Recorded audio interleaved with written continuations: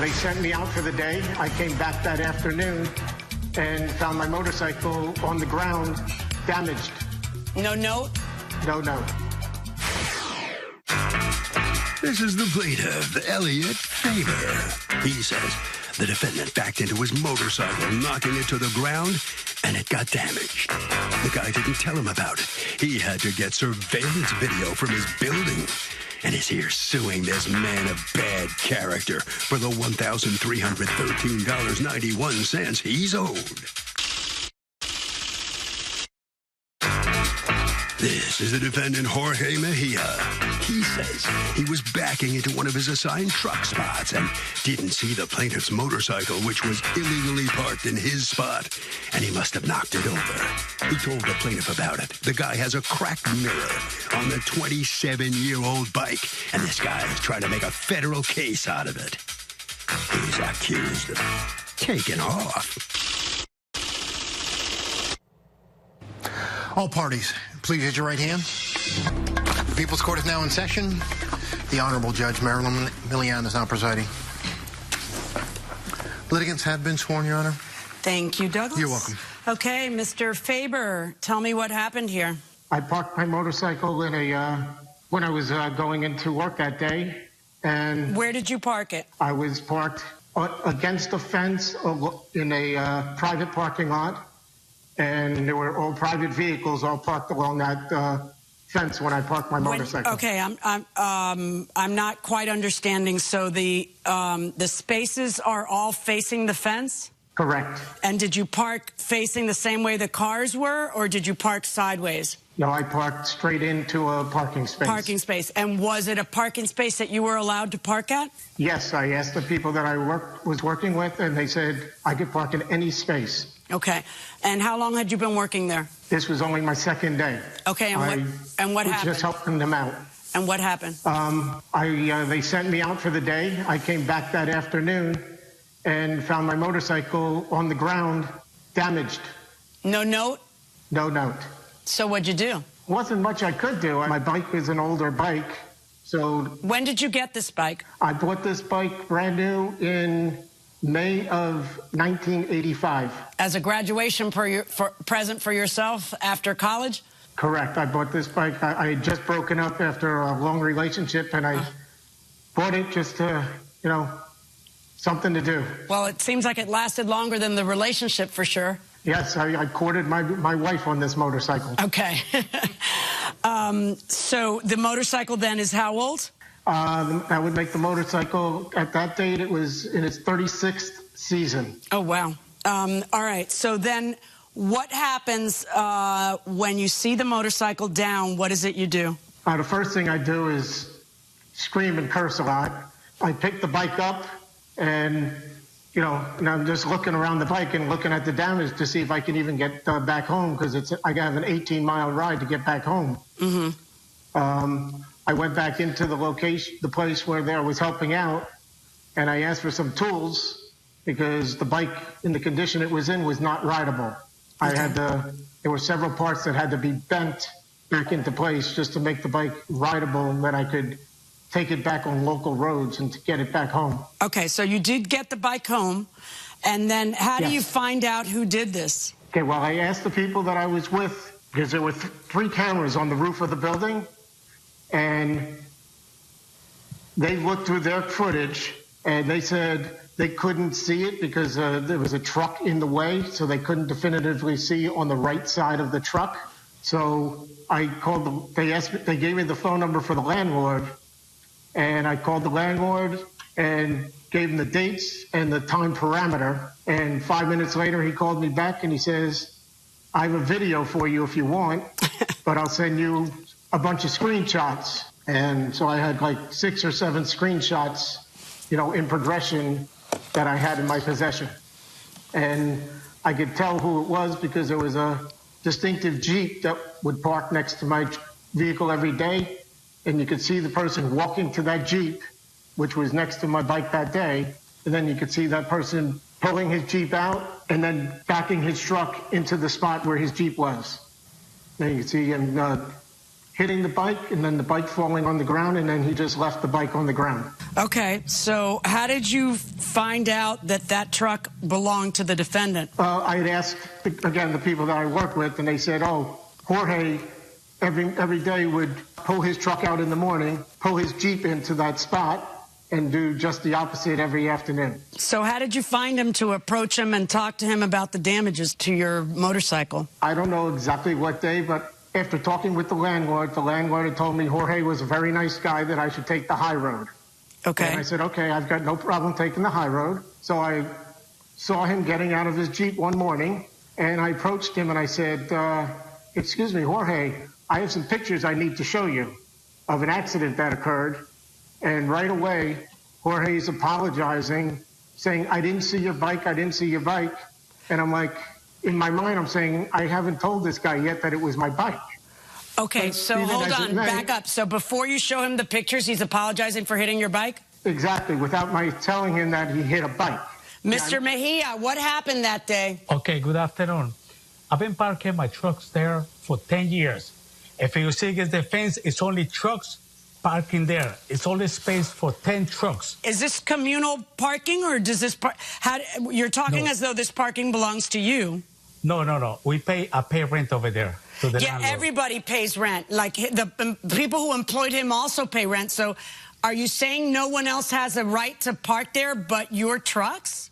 The trucks, because that's the space for the trucks. If you see the line, I sent some pictures. Okay, I'm looking at pictures, and I'm seeing some trucks, and I'm also seeing some cars. I don't see any signs that say that this just belongs to your business. There's multiple businesses that this landlord rents to, right? And all of them have shared parking there. Why does this belong just to you? There's no signs that say that.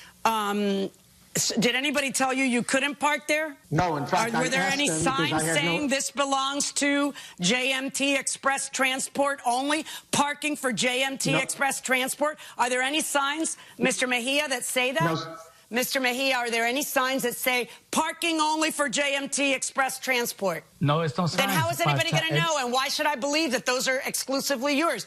But more importantly, you hit the guy's motorcycle and then you walked away. You hit a motorcycle, that makes a noise, okay? How is it you don't realize you've hit it? Because, George, it's a big truck.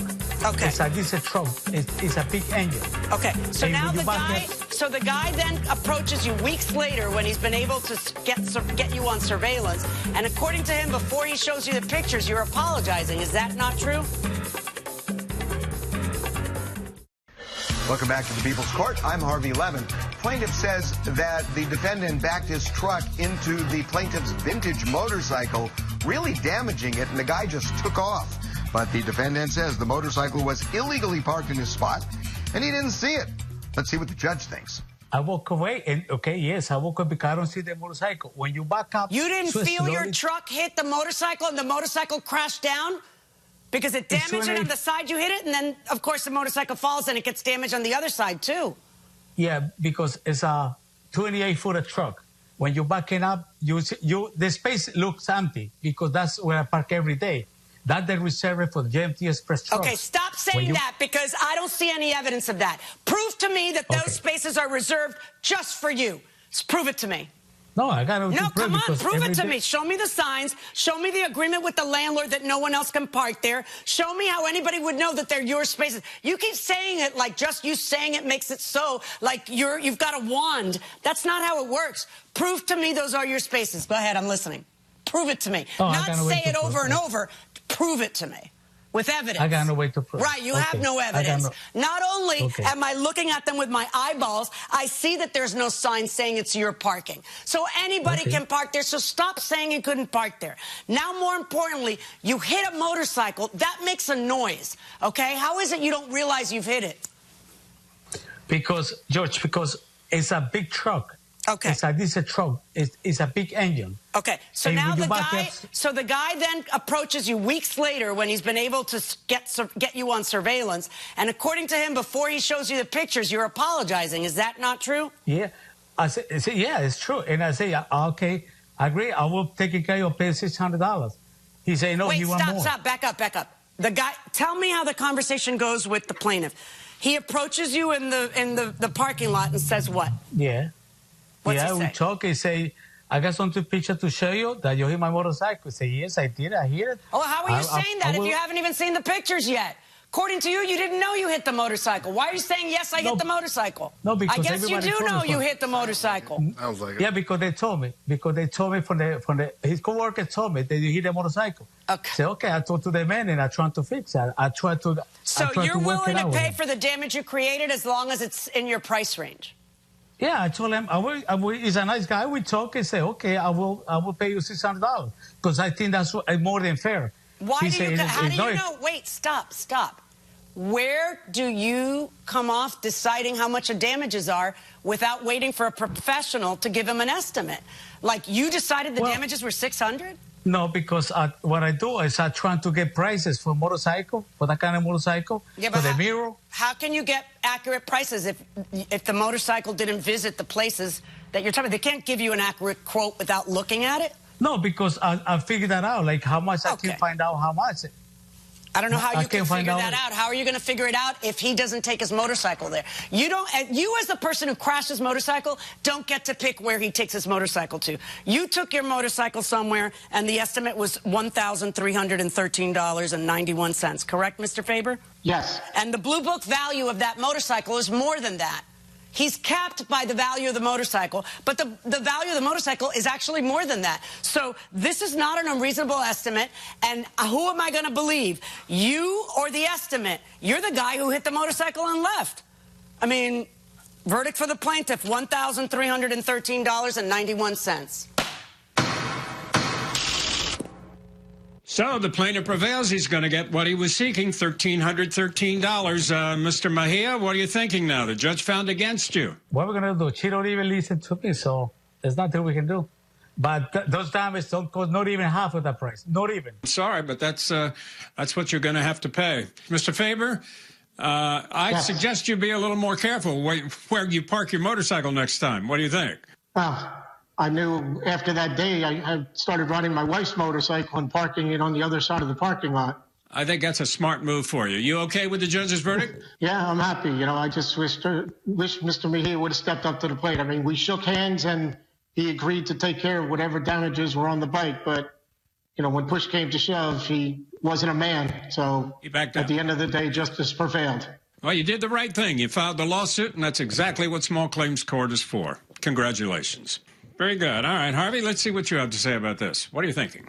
So, Doug, this is a truism that when somebody parks illegally, even if it's clear he shouldn't have parked there, that is no excuse to not see what you should see. And if you hit it, even if it's your space, you're responsible. What are your thoughts on scary movies? Do you like them? You know, I didn't used to when I was a little kid.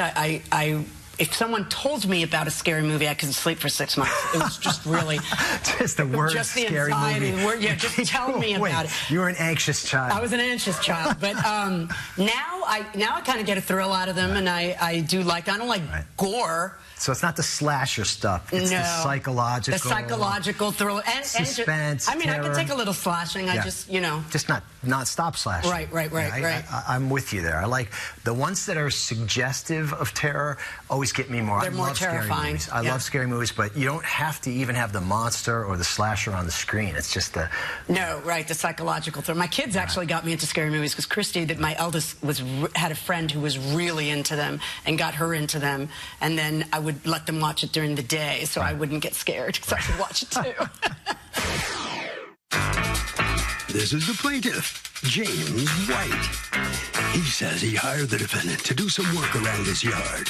He paid him, and the louse never finished the job. He now has to hire another landscaper to complete the work, and is suing for the $750 it's now going to cost him.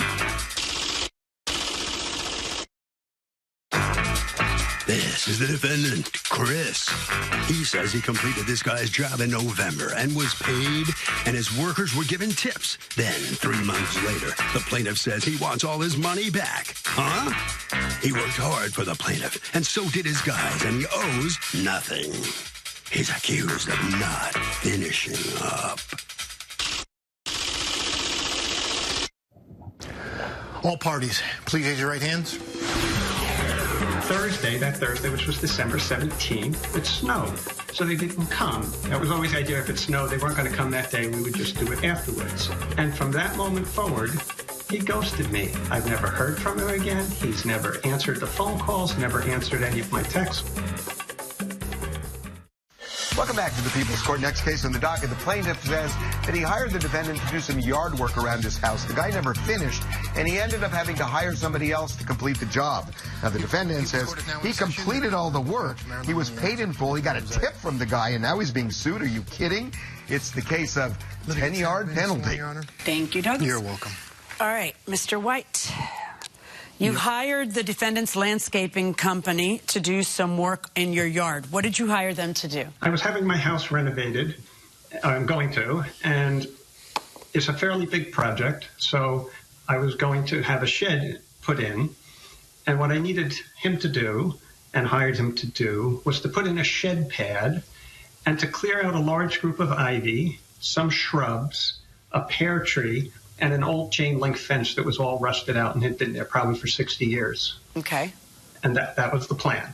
And I looked up how could I find a landscaper. I looked on the web. He had a pretty good website. He's a local guy. So I called him up. He said he could come over and give me an estimate. And he could come that day, which was fine. So he did.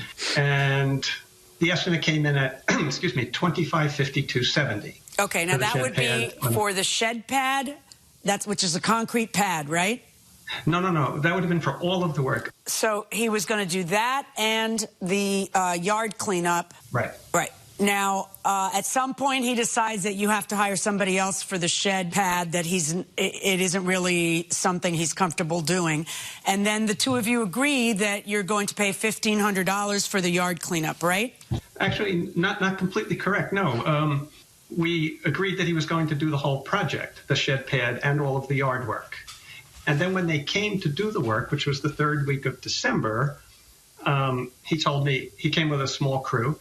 They did most of the ivy, but not all. They did the fence. This took about a day and a half. And they took down the shrubs and the tops of the shrubs down to a stump and the pear tree down to a stump. So he came, and with a small crew, they worked for a day and a half, and they got to that stage.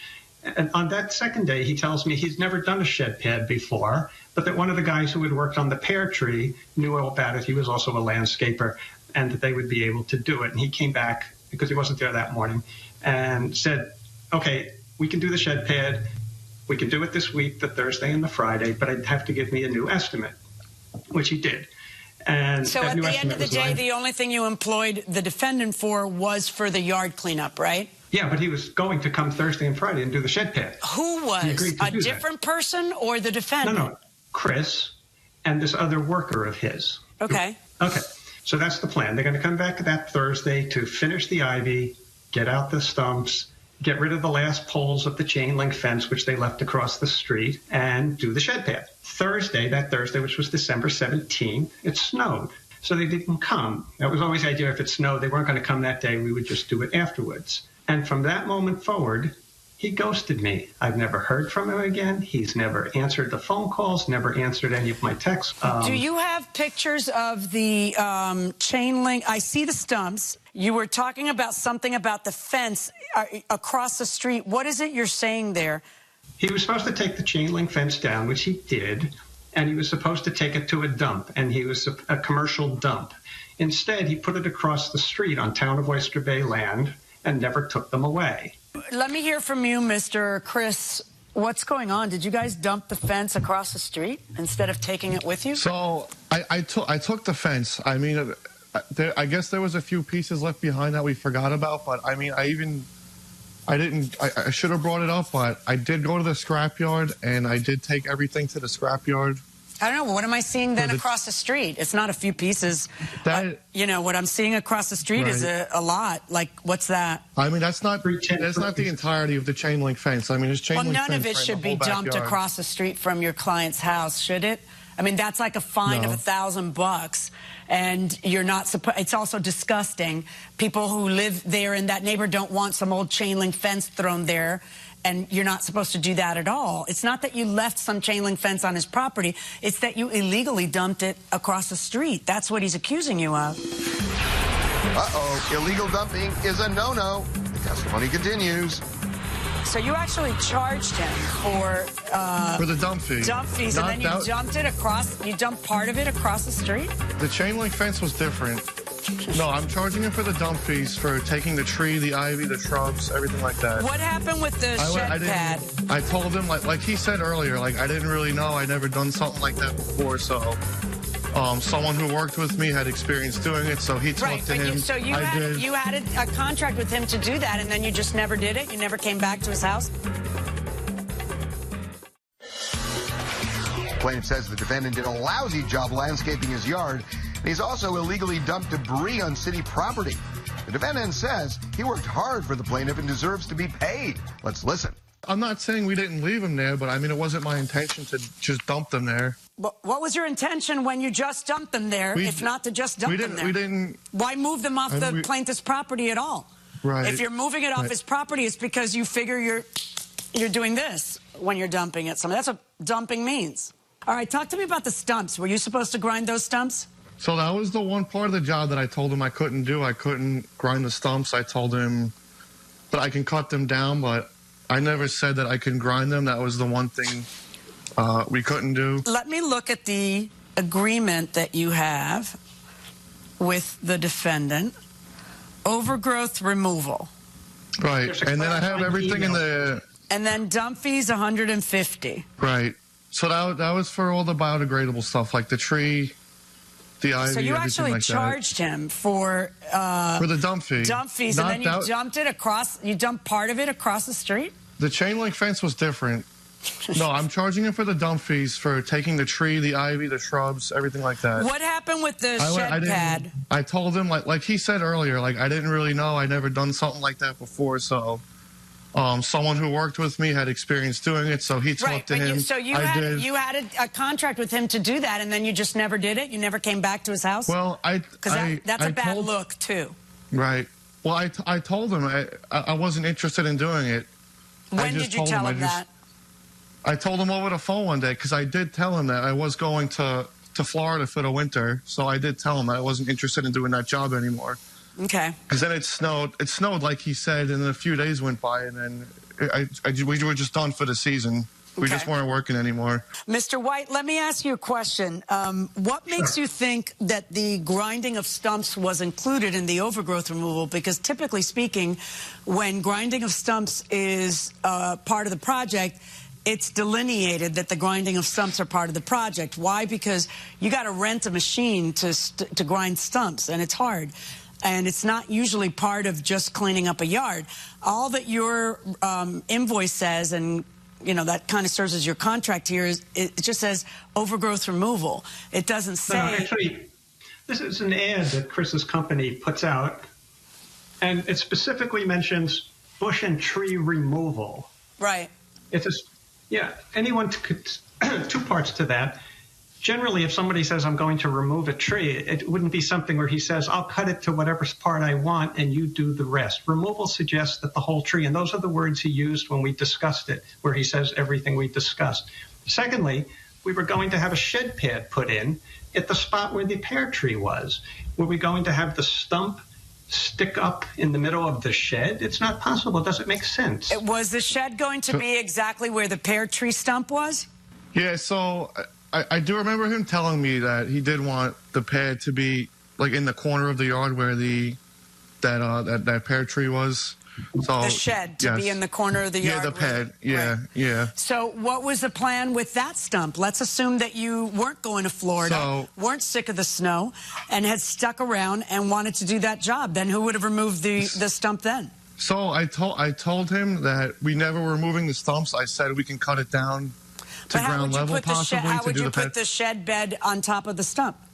So if the stump was cut to ground level, that would be the best we can do. If it was cut to ground level, like even with the ground, and then we could just put the pad on top of it.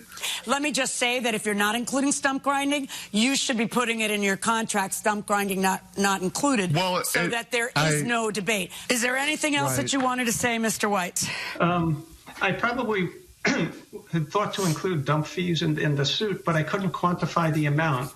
And where is the chain link fence right now? Is it still across the street? Oh yeah, right this moment. Yeah, I took those photos recently. Oh my goodness! But I had asked the guy who gave me the other bid. Why don't you call the city and squeal on the defendant and tell them that he's the one who left it there? You'll see how fast they go pick it up. He'll probably make the time for you and go pick it up.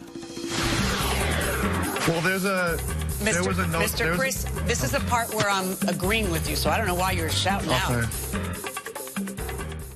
Welcome back to the People's Court. It seems the defendant took some shortcuts here by dumping the fence on city property. The question, is the plaintiff entitled to some refund? Let's find out. Go pick up the chain link fence that is in front of his house. Don't leave it there. Go pick it up, Mr. Chris. Got it? Yes. Okay. Otherwise, you know what you can do to remedy that, Mr. White.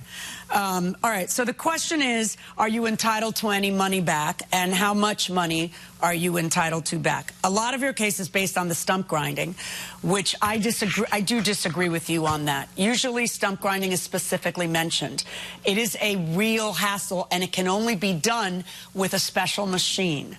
Okay, so removal of a tree can mean chopping down a tree. Then the tree's gone, but the stump is still there. I agree with you that it is much better practice for a landscaper to say, I am not grinding your stump, that'll cost you another X. But I am also of the opinion that grinding is usually specifically quoted. And, your entire invoice, just says overgrowth removal. That's all it says. So I don't think... There was a note. Mr. Chris, this is the part where I'm agreeing with you, so I don't know why you're shouting out. Okay. So I don't think that you're entitled to that. However, I am very unimpressed with the fence across the street. I am unimpressed with ghosting you for all that time. What did you want to say, Mr. Chris? You were trying to interrupt to say something. No, I did talk to him on the phone. Talk to who? Mr. White. And after you never came back? Well, no. Well, the phone call was, he called me and he was demanding all the money back for the whole job, all the money back. And I just kind of felt like that was kind of ridiculous. He wasn't asking me to come back. He wasn't asking me for part of the money back. He just demanded all the money back. So let's say that instead... I have to interrupt. So let's say that... Hold on one second. So let's say that instead of demanding all his money back, he said, I think you should pay me back some of the money. What would you have thought was appropriate for the job left undone when you guys didn't come back? I don't think any of it. I mean, the only thing, which I will say I'm wrong, is about the fence. The stumps, I really don't think that... I should have came back for that. I mean, everything else I think was done. I mean, that's the one thing I'll say I was wrong in. So tell me what you guys did do. So there was a lot of... I don't know how long that property wasn't touched. I think he told me about 20, 25 years, he said. Do you have pictures of the job before you did it and after you did it? This is the one job I did not take pictures for. Usually take pictures every... The one where you need it? I know. I didn't think it was going to come to this. Yeah, but you're a contractor who should be taking pictures before and after every job. And it's not even hard now. You don't have to bring a camera. You just go with your phone. There's just no reason for you not to do it. I know. All right, the $750 that you're suing for is entirely for removing the stumps and cleaning the ivy. Because here's the receipt for it from the other landscapers. I'm going to order the return of some money. It's not going to be $750. I'm going to order the return of some money, not for the stumps, because I agree with him, but for the fact that the fence wasn't taken away and you've had to live with that thing across your street all this time, and whatever remainder of the ivy wasn't taken down. I'm ordering the return of $250 verdict for the plaintiff. So the plaintiff just gets a third of what he was seeking. He gets $250 rather than $750. Chris, the judge is pretty upset with you for what you did, but not the stump grinding. How do you feel about the outcome? You got to give him back $250. I'm a little bit upset with the outcome, but I mean, I have no problem going back and taking it. All right, that's the outcome it's going to be, and you're going to have to live with that. Mr. White, you're not getting quite what you wanted, but you're getting $250 back, the judge says. You think that's fair enough? I'm surprised at the outcome. I actually thought the case was much clearer. I guess I'm just surprised.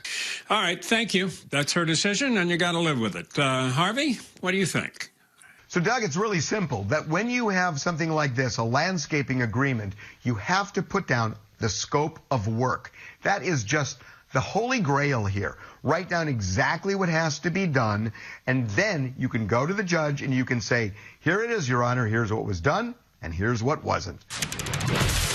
Hello, judges. Whenever I hear a litigant say, you can't prove it, I hear, I did it, but you can't prove it. Has this statement ever affected your view of a case? Yeah, when someone uses the unfortunate phrase, you can't prove that, right, it sounds exactly the way that viewer... There's like an undercurrent of guilt. I did it, but you can't prove it. Right. And sometimes, sometimes it's a slippery slope when you're assuming that people have your same, language skills, or that you're, if the person were telling the truth, they'd be crying right now, or not everybody reacts the same way to things. You can't but typically speaking, when someone is so sassy that they're saying, you can't prove it, prove it. Right. That's usually a really bad sign. It's like they're daring you to prove it. Yeah, they're daring you. They have figured out that there's no proof, so now they're going to say whatever they can say and get away with. You're going to rub the judge the wrong way and maybe the jury the wrong way. And another thing that sometimes you hear in the courtroom, if you're a judge, is a witness who's testifying, and then all of a sudden it's the answer to a question isn't just the answer. It's, well, to be perfectly honest, or that's just honestly. You want me to be honest? No, I put you under oath because I don't want you to be honest. Right. That's just annoying, though. But that's not an indication of lying. Usually not. No. Usually not. But you almost want to reach out and go, of course I want you to be honest, for God's sake. That didn't need saying. Yeah. This is the plaintiff, Frederico Davis. He says he has 5 cars he services at the defendant's shop, and all 5 of his cars have problems. The defendant won't honor his warranties. He's had it with trying to deal with this guy like a businessman, and is suing him today for the state max of $5,000.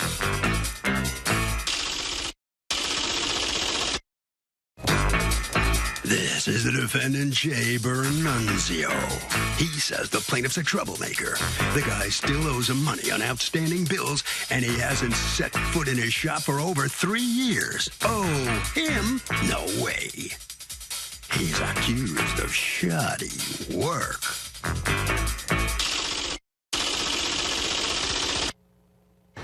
All parties, please raise your right hands. Okay, so a decade later, the alarm isn't working, and you're under the impression that he has a lifetime warranty on it.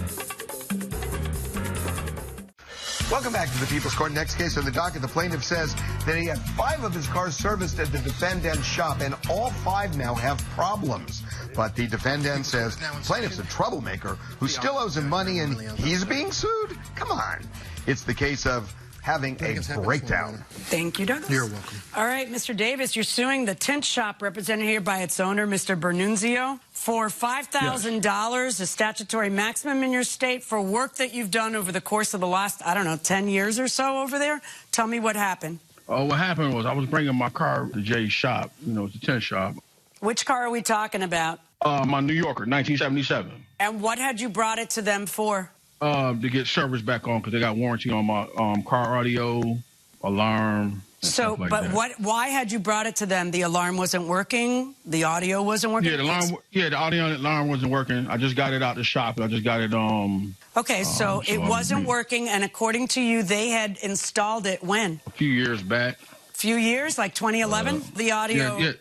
In the 2011. Yeah, it was 2011. So according to you, you have a decade later, if your audio doesn't work, you are entitled to have them fix it because their warranty on your audio is how long? A lifetime. Okay, show me that on the receipt where it says that your audio is I've seen the receipt. I don't see where your audio is a lifetime warranty. So you're going to have to show me where it says that there's a lifetime warranty on your audio. The subwoofer amplifier installation lifetime. All right, so it says notes, radio install lifetime, window tint lifetime. Subwoofer amplifier installation, lifetime. And car alarm, extended 2000 car alarm, lifetime limited.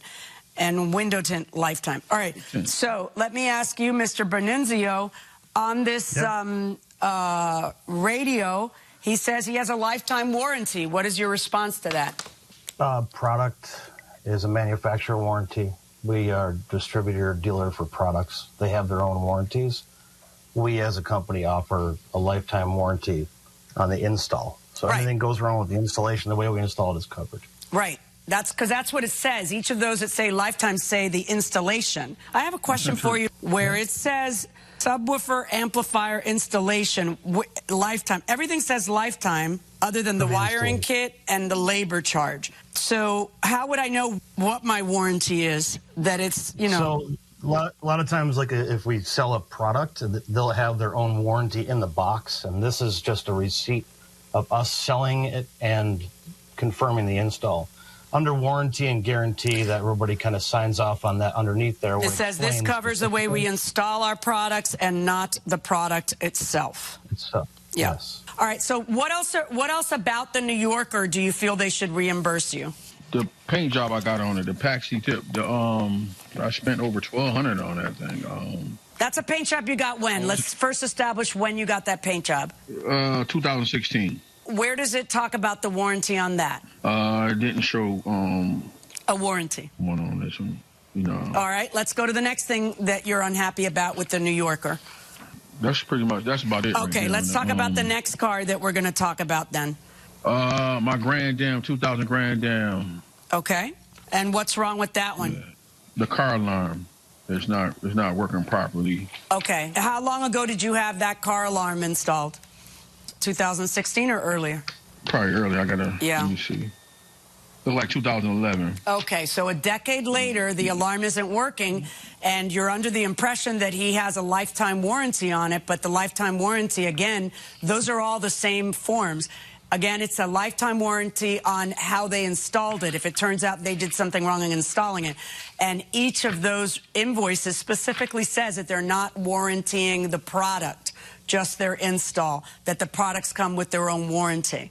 So is it going to look like this for all the cars that you're complaining about? Don't put me on hold. Don't put me on hold. Hold on. Listen, I've been on hold for 45 minutes. What kind of customers are... No. Welcome back to the People's Court. The plaintiff says he's had it trying to deal with the defendant like a businessman, and that's why he's suing him, because he wants the judge to take over. Now, the defendant says he's confident in his defense, and he feels the judge will be siding with him today. Let's see. So here's what I'm finding that there's a pattern of, Mr. Davis. It's, you know, you're under the impression that the lifetime warranty applies to the product when it's kind of clear from the form that it pertains to the installation, their installation. If they did something wrong installing it, they will always fix that. So how can I force them to pay you $5,000 for failure to honor a warranty when you haven't been able to show me that anything that you're complaining about is actually under warranty? So based on what I'm hearing, my verdict in this case is for the defendant. Well, the defendant prevails in this case, this $5,000 lawsuit that Mr. Davis had filed against him. Mr. Davis, what are you thinking right now? I was thinking, like, it was crazy. I should have won, man. I got lifetime warranty on them, so, I mean, I'm going to sue the product. You know, but it's all good. It's all good, and all right. Well, that's a good way to end it for you. The judge gave you every opportunity, but unfortunately, you know, she found against you. Mr. Bernunzio, I guess you feel better about this point right now, huh? I feel a little better. We're pretty confident in our procedures. I will still honor the warranties under the installation warranty for RICO. All right. Well, I'm sure he'll be pleased with that.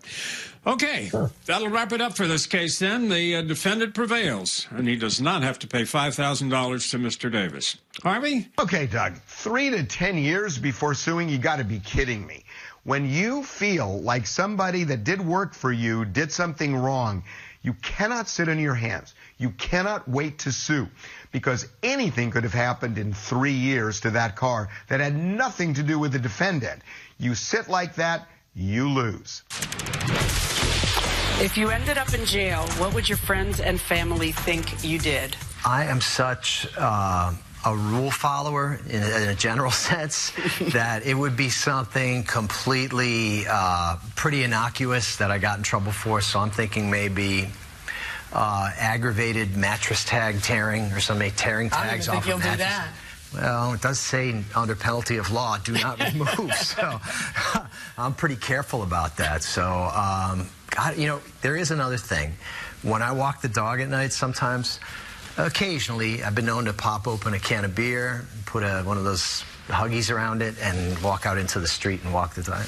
You know, I know I'm not supposed to do that. I thought this was America. I know, that's what I say. You know, I mean, come on. You can't just sip a cold beer while you're walking your dog. You ought to be able to, but, you know, technically probably you can't. What about you? What kind of high crimes and misdemeanors would you be committing? You know, if I ever wanted to kill somebody, it would be telephone customer service. So I wouldn't have the ability to do it.